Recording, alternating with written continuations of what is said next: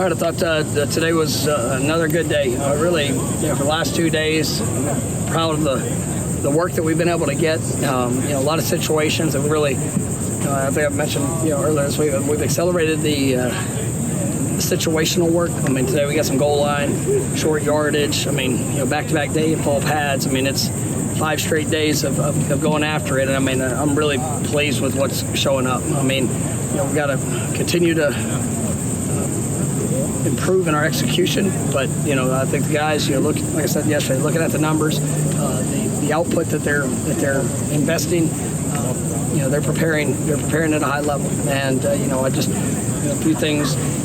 They're late. I mean, everybody on this field's hot. Everybody's probably tired.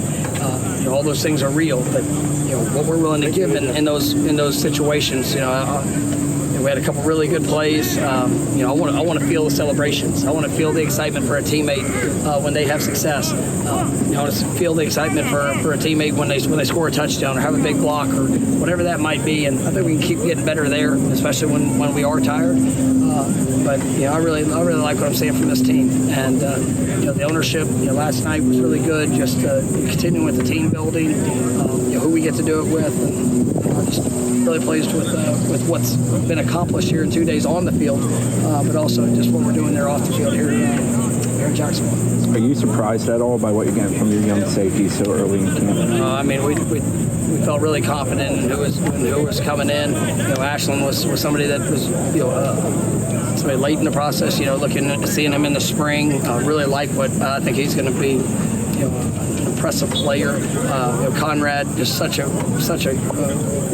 got a great instinct for the ball. I mean, he's still learning a lot of the communication, but he's working away at it. Edwin, I mean, Jabril. I mean, you can take all those. I mean, that young group has really done a nice job. Q, you kind of lose sight of because he was here this spring, but that young group is really battling, and we felt confident in it, and it really kind of dictated some of the decisions on whether we would go and explore other people that were out there. But I think we've got really good players, and they're gonna have to go through them. And they're on the fast track. They gotta learn with an accelerated process. But I like the work that they're putting in and the plays they're making when they get their opportunities. What have you seen from some of the older players in the secondary, kind of coaching up those young guys and being patient with bringing them along? Yeah, I mean, it's been that's what you want to see. I mean, guys that have done it. Guys that have had success, guys that have faced adversity, taking their opportunity to go help make a positive impact for somebody else. And that's what teams are all about. And when you can see guys that they're competing every day in the room together. And we got guys, I know I said that at the beginning of fall camp, there's guys that have started here that, they're going to be pushing everything they have to continue to start here. But you see them, those are the guys that are helping the competition at the position, because it just continues to elevate everybody. You never know what's going to look like. You never know when your number's going to be called. I've created a situation today with the young receiver, just in the moment, right before the play, I threw him in, and he was ready. You could sit there and be upset why you are or not in, or you could just be focused when your number's called. You go out there and execute. And that's part of camp. It's part of the growth. You got to make guys uncomfortable. That's why we come here. I hope we got great accommodations. I hope they don't sleep very long. I hope it. Today we cut down the breeze a little bit, and we felt it today. So it was just what we needed as a football team, because those are the moments where your real identity is going to show up, and I like what I'm seeing from this team so far. You talk about wanting to make things uncomfortable and not pleasant, but the guys seem to embrace it. Like, they didn't say they looked forward to coming out to Jacksonville. The fact that they seem to be kind of embracing it. I mean, what do you credit that to? How fulfilling is it to see that paying off? No, it is. I mean, it's something it's been a process to getting to that point. And from the first day we got here, we've had to go through some crap to get here. And I'm not sitting here saying, "Oh man, I hope I get my butt kicked." But you know what? If I get beat on a play, and I know how I'm going to respond, and I'm not looking for the easiest path to get to where we need to go.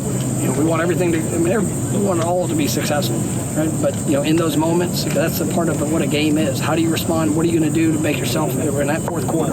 You're going to be the one that finishes because of your belief, because of the maximizing the lessons that have been learned. And I think these guys they have, and we train this way. I mean, this is a 365-day-a-year process.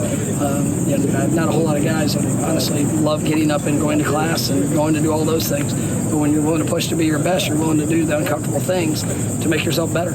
And I think that's where that confidence starts to emerge. And I'm proud of our guys for that. And now we get to embrace what tomorrow holds and obviously finishing up everything today. Mike, last one.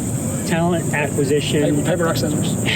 Talent acquisition is not an exact science in evaluation and acquisition. How do you maybe pinpoint some of where you've done that so well? Like, what are it's not luck, right? There's a method to the madness. I think the key to success in college football is evaluation. 100%. Like, I believe that on no matter what level you're playing at, coaching at. I mean, and it's evaluating your roster and how to best put guys in position to be successful. It's about the recruiting process of what are you looking for.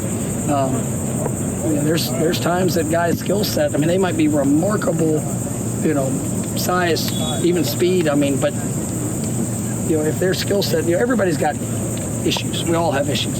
But making sure you're tying things together for what you're looking for within your team, what you need in your room, and then being strong enough to be able to say no to some and yes to others. And it's nobody's going to hit 100%. We surely don't. But I really I think it's take a great deal of pride of not only finding the right jerseys that are coming in, but the men behind the jersey. I think the ones that work, they develop, they push, they care about who they get to do it with, and the biggest, strongest, fastest guys that are like that, man, that's what we want. And I think we've been able to do that at a high level, and we're going to continue to go after the best that fit our program. Thank you, Coach. Thank you, guys.